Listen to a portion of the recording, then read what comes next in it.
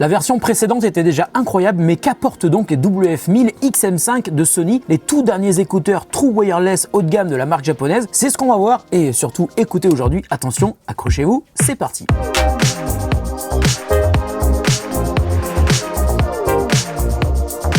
Salut à tous et à toutes, c'est Nico, j'espère que vous allez bien. Moi, ça va super bien comme d'habitude. La musique, c'est la vie, hein, je vous le répète en permanence depuis des années pour bien que ça rentre dans vos têtes. Et pour que vous l'entendiez bien, il faut des écouteurs de qualité. Et ça tombe bien car aujourd'hui, on va découvrir ensemble les Sony WF-1000 XM5. Alors l'an dernier, quand j'avais testé les WF-1000 XM4, un truc m'avait particulièrement gêné, c'était le confort que je ne trouvais pas très réussi. Ils étaient assez lourds et au bout d'un moment, c'était assez fatigant. Et c'est dommage car tout le reste était vraiment génial. Alors que proposent les WF-1000 XM5 de plus et de mieux? Est-ce qu'ils sont plus confortables mais toujours avec une qualité audio et de réduction de bruit aussi bonne? C'est la grande question du jour. Alors sur la partie design, les WF-1000 XM5 sont des écouteurs intra-auriculaires, ce qui peut ne pas plaire à tout le monde. Il faut aimer avoir des trucs qui rentrent bien profond dans les oreilles et ils sont livrés avec des embouts à mémoire de forme et ça, on va dire que c'est pas forcément la meilleure idée du siècle, parce qu'en général, les embouts à mémoire de forme, ça tient pas bien dans les oreilles et à chaque fois qu'on installe les écouteurs dans ses oreilles, on n'est pas sûr de retrouver exactement la même isolation passive. Perso,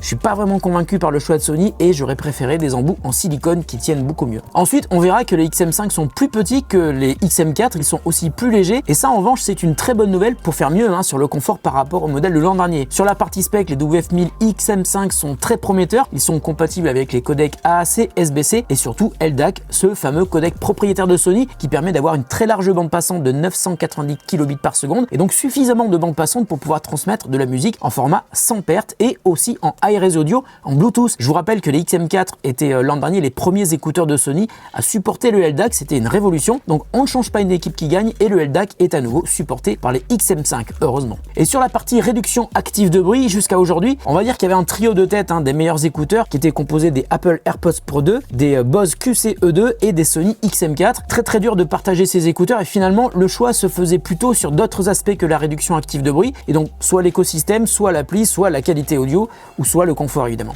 Enfin, sur l'autonomie, Sony nous promet 8 heures d'écoute pour chaque écouteur et qui peuvent passer à 24 heures au total en utilisant le boîtier de charge pour recharger ces XM5. Donc on va tester les XM5, mais avant de passer à l'unboxing, je voudrais quand même revenir sur un point dont je vous parlais tout à l'heure, la musique en Hi-Res audio. Si vous achetez du matériel qui permet d'écouter de la musique avec une excellente qualité audio, il serait vraiment dommage de s'en priver en écoutant des morceaux qui ne sont pas diffusés dans des formats haute résolution. Et je vais donc vous reparler de Qobuz qui est notre partenaire pour cette vidéo. Alors Qobuz, c'est une plateforme de streaming et de téléchargement française qui a de très nombreux avantages par rapport à la concurrence et perso, après des mois et des mois d'utilisation, j'en vois deux dont je veux absolument vous parler. Tout d'abord, la richesse du catalogue de titres proposés dans des formats audio sans perte, donc qualité CD, mais aussi Hi-Res audio. Qobuz est d'ailleurs la plateforme qui propose le catalogue le plus large de contenu en Hi-Res audio. Et puis la deuxième force de Qobuz, et que je dévore à chaque fois que je reçois leur newsletter et quand je lis leur magazine en ligne, c'est tout simplement l'aspect découverte et recommandation sur des albums et des playlists à écouter. On peut lire des articles sur des artistes que l'on connaît, mais aussi découvrir de nouveaux artistes ou même des albums méconnus ou que l'on connaît et que l'on peut réellement redécouvrir dans une qualité exceptionnelle. Alors dans les vidéos précédentes où j'ai parlé de Qobuz, j'ai lu les commentaires, parce que je lis tous les commentaires, qui parlaient du rapport qualité-prix entre toutes les plateformes du marché et il faut savoir que Qobuz,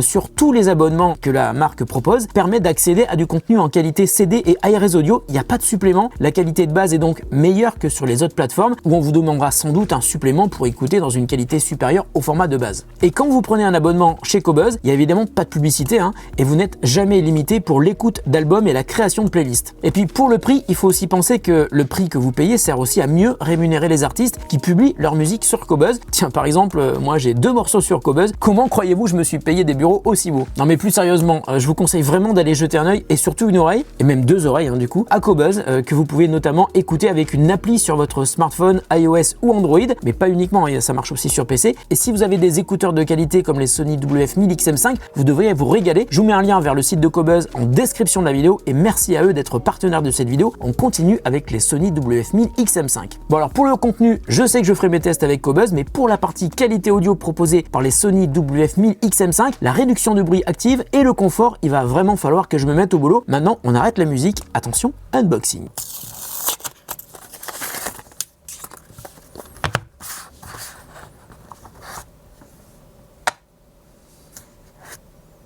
Je vais regarder ce qu'il y a dans la boîte avant de regarder les écouteurs.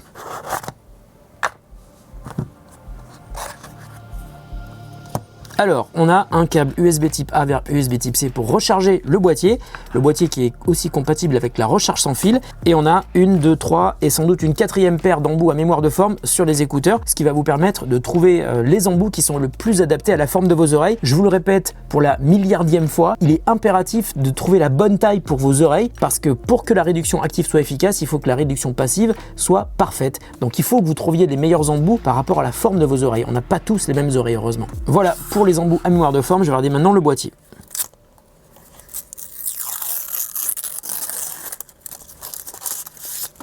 Le boîtier a une forme un petit peu organique, je trouve assez jolie. Derrière, on a une prise pour brancher le câble USB type C, et le boîtier, je vous l'ai dit, est compatible avec la recharge sans fil. Et les voilà.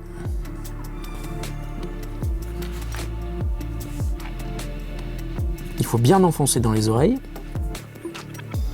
Ah, il y a une petite musique qui vient d'arriver. Ah oui, ils sont plus petits que les 4. Par contre, dès le début, je ressens qu'à gauche, le truc ne me fait pas une isolation parfaite, parce que j'ai l'impression que j'entends plus l'air extérieur à gauche qu'à droite. Peut-être que je n'ai pas les bons embouts. Je vais aller chercher mon smartphone et je vais les configurer dans l'application Sony. Sony Headphone Connect. Je les lance. Voilà. Ah, et bien il les a découverts évidemment. Je vais les enregistrer. La connexion se fait automatiquement. Hop, je les connecte. Et pendant ce temps, j'essaie de bien arranger l'écouteur dans mon oreille. Il y a un petit didacticiel au lancement de l'application quand il a détecté les XM5. Donc le didacticiel m'explique comment est-ce que je dois installer les écouteurs dans mes oreilles. Ensuite, que je dois, je suis pas le seul à vous le dire, hein, choisir les meilleurs embouts d'oreillettes par rapport à la forme de vos oreilles. Et on va déterminer si on a les meilleurs embouts pour nos oreilles.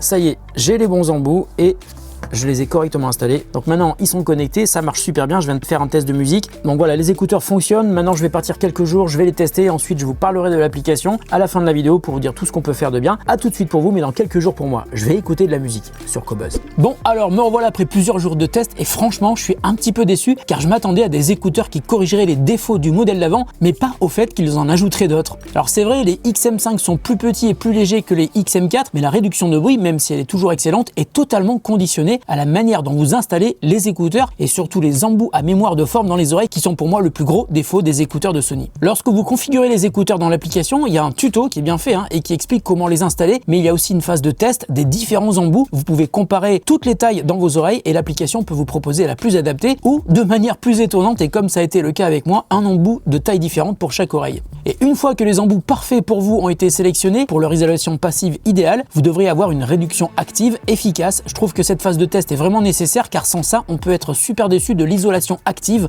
proposée par les écouteurs. Et un peu gênant si vous faites du sport ou si vous bougez beaucoup, et même par exemple quand vous mangez, il y a des chances pour que les écouteurs bougent dans les oreilles à cause justement de ces embouts à mémoire de forme. Ça va créer une fuite de son et de ce fait, la réduction active de bruit sera moins efficace. Il faudra donc sans arrêt les replacer dans les oreilles, bien enfoncés, et je vous assure que c'est pas très agréable. Quand je marchais dans le métro, à un moment, rien que le fait de monter les escaliers me faisait bouger la tête et j'avais un écouteur dont l'embout avait bougé et du coup, la réduction de bruit active n'était plus aussi active que ça. Donc sur ces écouteurs, la qualité de l'isolation est pour moi trop liée au bon maintien des écouteurs dans les oreilles. Mais attention, vous pourriez croire que mon avis n'est que négatif alors que pas du tout. Les XM5 sont quand même des écouteurs qui restent dans le très haut du panier des écouteurs True Wireless haut de gamme. Avec par exemple, donc je vous l'ai dit, une réduction de bruit qui est vraiment impressionnante à condition d'avoir une isolation passive parfaite. L'isolation active est alors incroyable. Dans la rue, les bruits parasites sont très bien filtrés. On est vraiment dans une bulle. On est tout seul et seule la musique vous parvient aux oreilles et vous pouvez donc réellement apprécier vos morceaux préférés sans aucune gêne sonore venant de l'extérieur. Il y a aussi un mode transparence qui peut être réglé en mode dynamique. Vous pouvez rendre les écouteurs attentifs à ce qu'il se passe autour de vous suivant le niveau de pollution sonore détecté et vous pouvez même faire en sorte que la musique s'atténue lorsque vous parlez. Alors ça, perso, je l'avais déjà dit, je l'ai désactivé parce que je suis toujours en train de chanter quand j'écoute de la musique et si c'est activé, la musique disparaît, donc c'est pas génial. La qualité audio, elle aussi, est absolument sublime. En écoutant de la musique en ARS audio grâce au LDAC, c'est vraiment génial et même avec des titres au codec SBC ou AAC, la qualité audio est de très haut niveau. Quant à la couleur du son, je trouve que par défaut, la courbe est assez neutre, donc en fait ça c'est plutôt bien et vous pourrez adapter le son à vos préférences avec l'application mobile Sony Headphone Connect qui intègre à peu près 1 milliard d'options. Je trouve qu'elle manque de clarté, on s'y perd facilement dès qu'on cherche quelque chose. Alors pour personnaliser le son, vous pouvez choisir un égaliseur graphique ou même créer votre propre équilibrage des niveaux de fréquence audio pour créer des profils d'écoute personnalisés. Et puis une super bonne nouvelle quand même, les WF1000 XM5 sont multipoints d'origine, pas besoin d'attendre une mise à jour comme ça avait été le cas avec les XM4. Le multipoint, si vous connaissez pas, ça vous permet d'être connecté connecter à la fois sur votre ordi et votre smartphone. Et l'utilisation concrète la plus classique, c'est par exemple si vous écoutez de la musique sur votre ordi et si on vous appelle, la connexion audio passe automatiquement du PC au smartphone sans avoir besoin de faire quoi que ce soit sur l'un ou sur l'autre.